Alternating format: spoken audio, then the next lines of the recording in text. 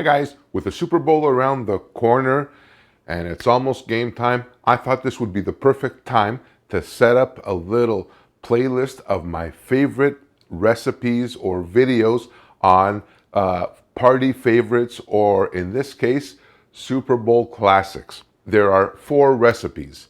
There's a Greek meatball recipe, a Greek feta and roasted red pepper dip recipe, deviled eggs, Greek style, of course, and Spanakopita, or little Spanakopita triangles. Very delicious, very easy to make. You can make them all, you can make one. Either way, they are absolutely fantastic. So the first video we're gonna look at is the feta and roasted red pepper dip.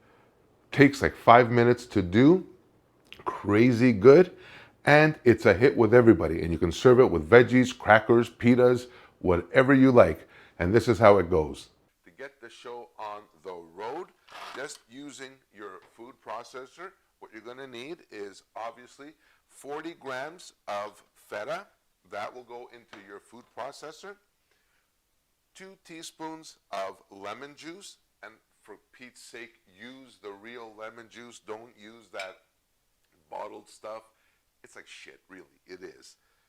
You're gonna use 1 scallion, just cut it up. Look, I don't even need any like really utensils. 1 clove of garlic is gonna go in there minced, just like that. The kicker, the roasted red peppers.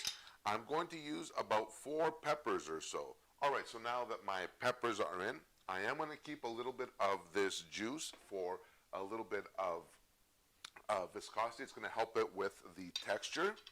I'm going to take about 4 sun-dried tomatoes as well. Let me just throw my lid on here and get that going. That's all there is to this. While this is actually working, I'm going to take some of my Greek extra virgin olive oil. I'm going to start adding it in. You're going to do about maybe 3 or 4 or 5 tablespoons. Let me grab a spatula and just pour this in. Look at this. It's absolutely remarkable. You can make this for the holidays. You can make this in the evenings, potluck, whatever.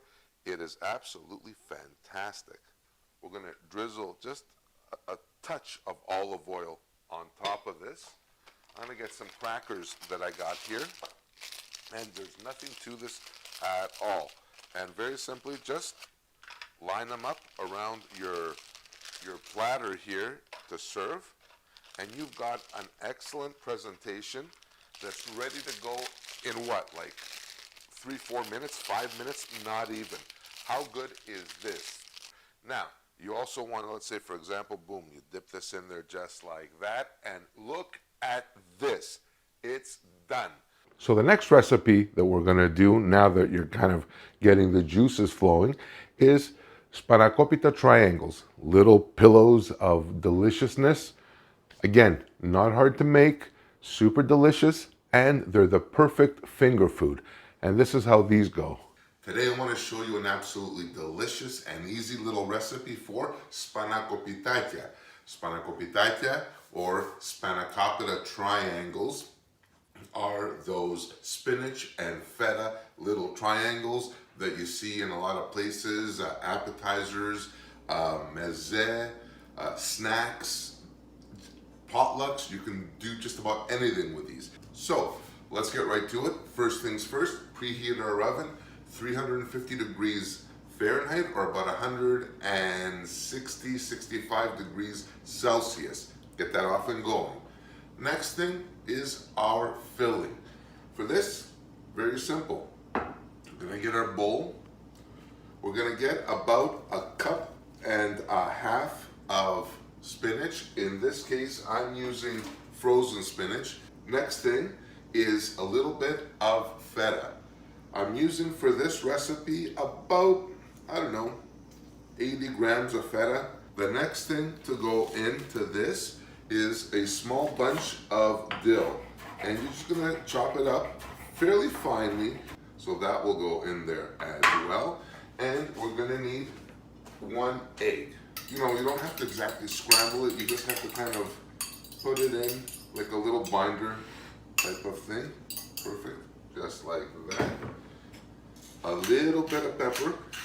I'm not putting any salt in this, only because there's enough salt in the feta that I don't want to go overboard with it. Stir this around, and here we have our phyllo sheets. What I'm going to do is cut these phyllo sheets in about 3-inch wide strips, give or take. And the easiest thing for me, or the easiest way for me, is a pizza cutter. What we're gonna do to build our Spanakopitas is we're gonna take one sheet, just like that. Let me grab my brush, my basting brush here. Oh, here it is.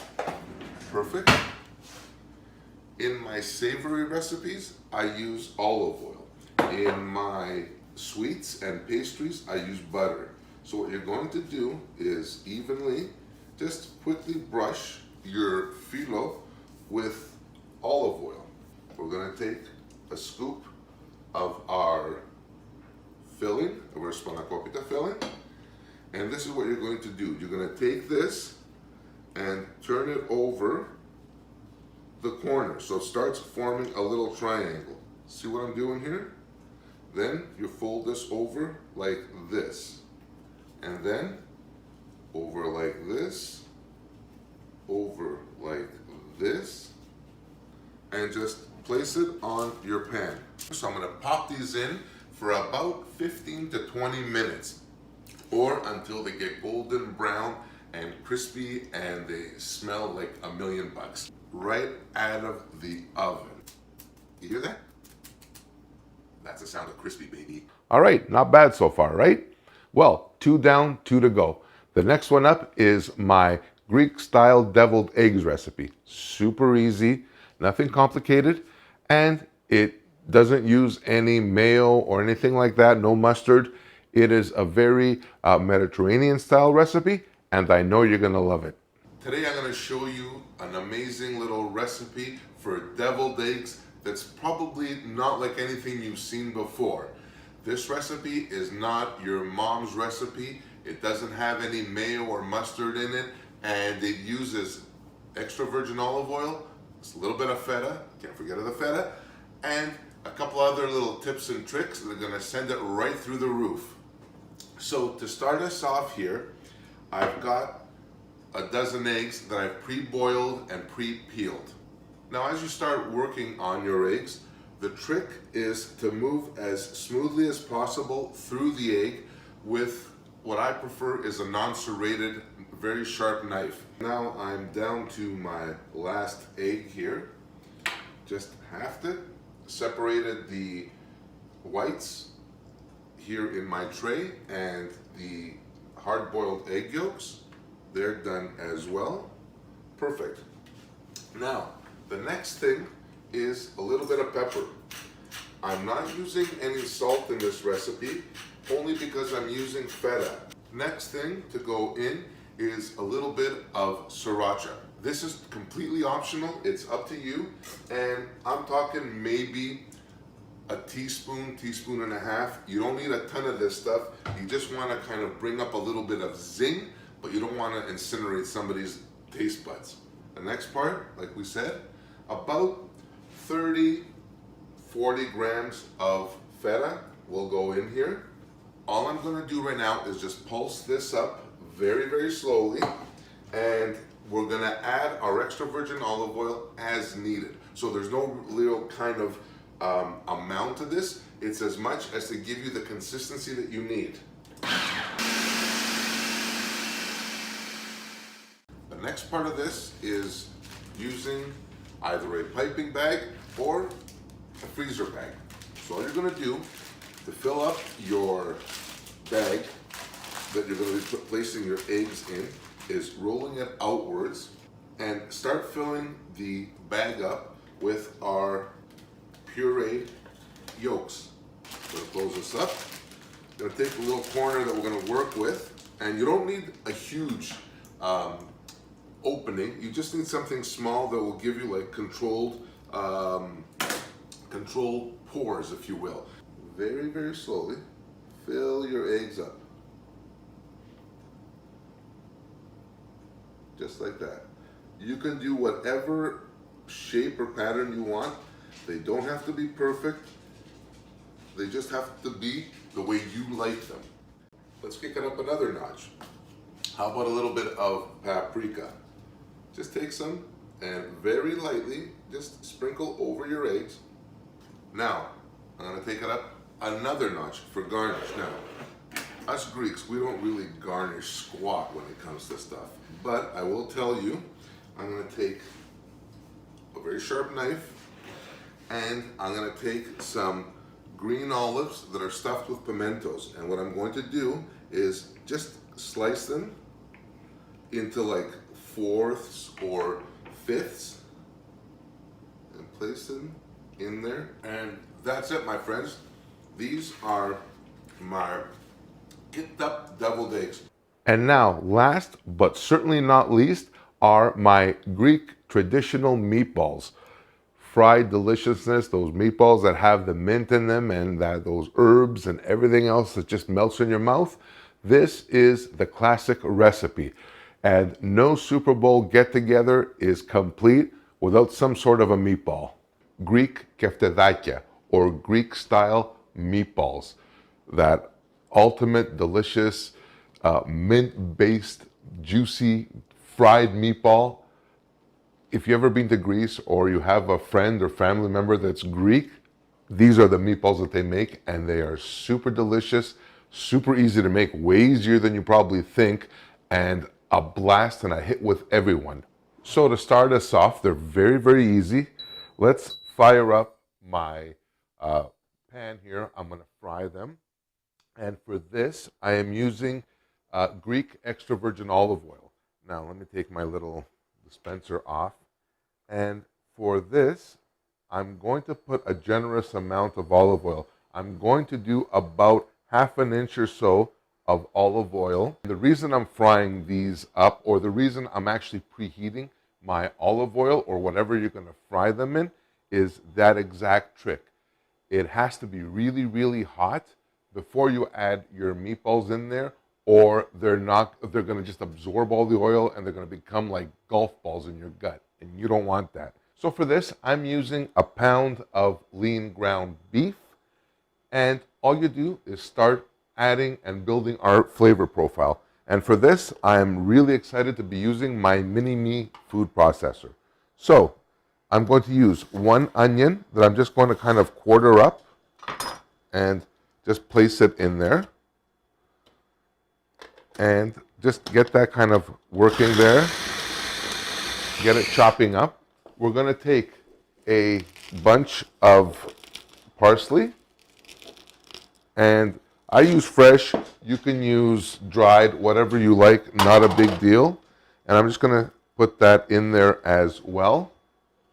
Again, this will just make your life so much more easier using a small food processor rather than chopping everything up. To our actual ground beef, I'm actually going to use pepper. I'm going to go generous on my salt because most things that Greeks make are actually pretty salty.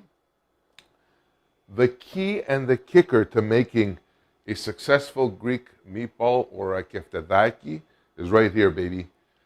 1 teaspoon of dried Greek oregano and 1 teaspoon of dried mint will go in here as well. 1 egg, just to hold kind of everything together. Throw that there. Now we take our herbs that we did, our onion and our parsley. Let me just leave that there. Grab a little spatula. Actually, truth be known, there is one more thing that I forgot, and that is 1 clove of garlic. And now, the next thing is just mixing all this up. And make sure you incorporate everything nice and evenly, but you don't want to like over mix this. I typically like to do my balls about 1 inch in diameter. Drop them in there. Again, make sure your olive oil is nice and hot. And as well, what I'll let you know is a lot of people will actually coat their balls in flour before they drop them in to get fried. A really important part of this whole cooking process is once they come out of your fryer, they're still going to have some excess oil on them. So what I like to do is grab some paper towels. Now, don't go chintzy here because there's going to be, there's nothing worse than having meatballs that are just like gushing and dripping oil. One by one, as they're coming out, just place them on your plate with the paper towel. So those are my Super Bowl picks for this year. I hope you try them, whether you try one, you try all. They are really fantastic. They're very easy to make, they're super delicious, and they're very easy to eat. All with your fingers, your hands, not a big deal. And frankly, if you're like me, you don't really care about the game itself or even who's playing. It's all about the food and enjoying yourself with good friends and family and kind of keeping it tight like that. So until next time, I thank you so much for watching. Stay safe, take care of yourselves, and as always, I will definitely see you on the next one. Thank you so much for watching. Bye for now.